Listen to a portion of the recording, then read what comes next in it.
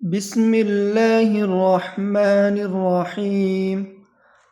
عم يتساءلون عن النبأ العظيم الذي هم فيه مختلفون.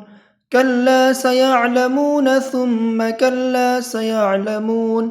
ألم نجعل الأرض مهادا والجبال أوتادا وخلقناكم أزواجا وجعلنا نومكم سباتا وجعلنا الليل لباسا وجعلنا النهار معاشا وبنينا فوقكم سبعا شدادا وجعلنا سراجا وهاجا وأنزلنا من المعصرات ماء ثجاجا لنخرج به حبا ونباتا وجنات ألفافا.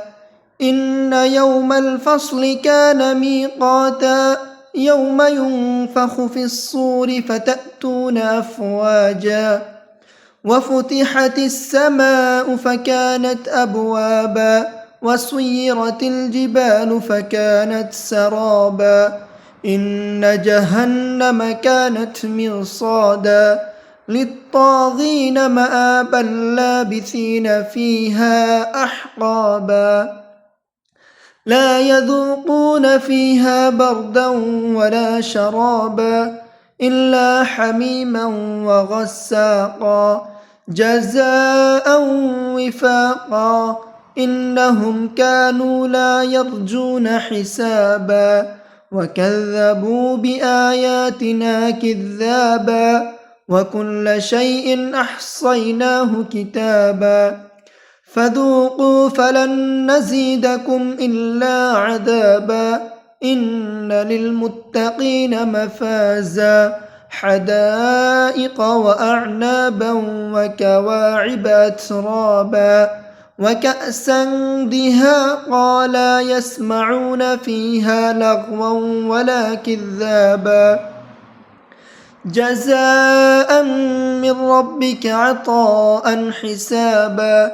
رب السماوات والأرض وما بينهما الرحمن لا يملكون منه خطابا.